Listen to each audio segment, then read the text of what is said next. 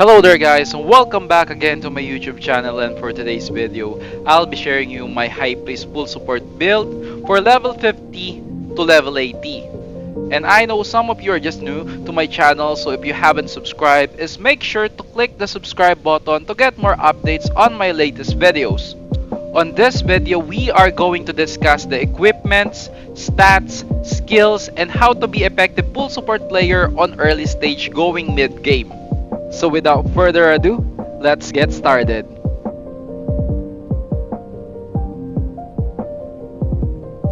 For stats, if you're doing MVP on early stage, I highly suggest that you go for 30 dex and max int. The main reason is to increase your healing effectiveness. What I mean is MVP scores computation will also base on healing.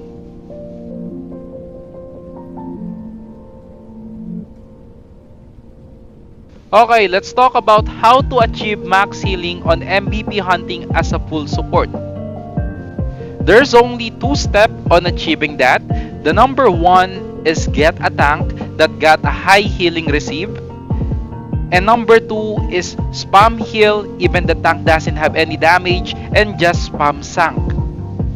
Okay, now let's talk about a simple trick that you can use. You can call it a cheat or what, but it's effective, especially when you are targeting high MVP. Okay, I'll give you two steps again. Number one is count your respawn. Every time you die and use instant respawn on the field, count it and limit it to 4 times. Number two is go to settings, then select character. So your instant respawn will reset because the maximum respawn is only 5. So you only have 5 times to die and respawn instantly. So make sure you count it to 4 times, then select character to reset it so you can still resurrect your teammates and deal damage to MVP. And this is the main reason why many servers cannot kill high MVP because they are not doing this trick. Priests always max out their response and eventually give up because they need to go to town and come back again just to resurrect their teammates. And by using this trick on our server, we are always the first one to kill high MVPs. Now let's go back to stats. Let's say you're doing Helheim and ET. What stats should you use? This is the frequently question that I always receive. And my answer to that is depending on the situation. It's either you go for 2-1-1 ratio, which is dex, bit, and int. And for ET, if you can still have decent amount of healing without int, then go for max dex, then the rest is bit. Since the main thing that you need to do is just to cast Sanctuary and resurrect players. And if the boss can one-hit you and you die, then your team will also die. That's why you need Vitality to avoid getting one hit and can still perform your duty as a full support. Now, let's talk about grinding and equipments. For equipments for grinding, you can just copy this build. The only thing that you need to change on this one is weapon and offhand. First question that you may think is why holistic?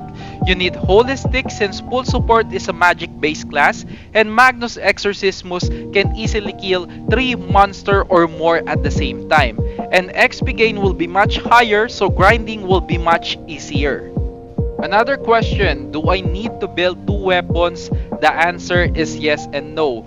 Yes, because you can deal more damage and cast faster when using holistic. And no, if you are on a low budget and willing to still use your main weapon for grinding and sacrifice the cast time and additional damage, so it's always depending on you. Now, let's talk about what weapon you should use on level 50 and level 60 when you are a full support. The best weapon that I highly recommend is crochet staff. The main reason is when we are level 50 and 60, our magic attack is still low, meaning to say you cannot maximize the healing factor of Dea staff at this early stage. And for offhand, the best for MVP is Immune Shield because of the healing effect. And for War of Imperium, guild events, and PvP, the best offhand is Orleans because when it comes to guild events, AoE of Wizard and Highpriest will still dominate this game. You need magic defense and magic neglect to protect yourself to dive on their stacks of AoE and resurrect your teammates that is already on their stack.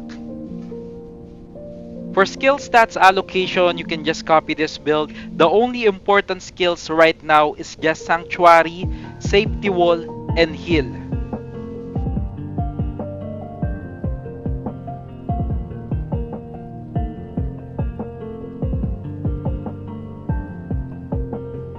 Now, for Highpriest sustain support, go for Dex, Int, and Vitality. Now, if you want cast time, just go for Max Dex, then the rest is Int. Or mix it up to Max Dex and the rest is Bit. Like what I've always said, it depends on the situation. Always play smart.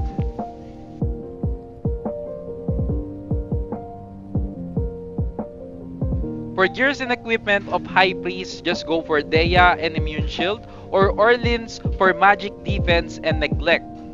And for set, go for Magic Code set, same set like on the previous one. The only reason why we build Eden set and Backler because there is Sage or Professor and Champion on the server. AoE is not effective anymore since there is land protection and we need neutral damage reduction for Champion since Ashura is force neutral. On global server, since there is no land protection, there is no use to build Backler because the main enemy that we are going to face is magic type user. Not assassin and sniper, nor whitesmith. We can just simply use Kyrie to absorb their damage to distance ourselves. When it comes to PvP, there's a lot of strategies that we can use to stop physical damage user, but for now, this is the only tip that I can share since I'm going to use that knowledge to outplay our enemies on our servers. And I hope you understand my reason. But no worries, I'll share it on my updated priest guide on my next video. For skill stats allocation, I'll show you 3 preset that you can use on Helheim, Grinding, and War of Imperium.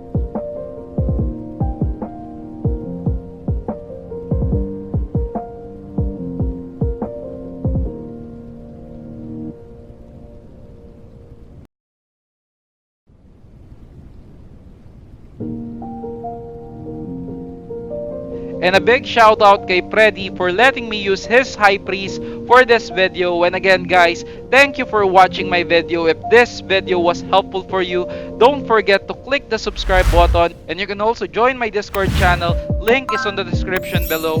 And also avail my membership on YouTube so I can guide you on your Ragnarok origin journey.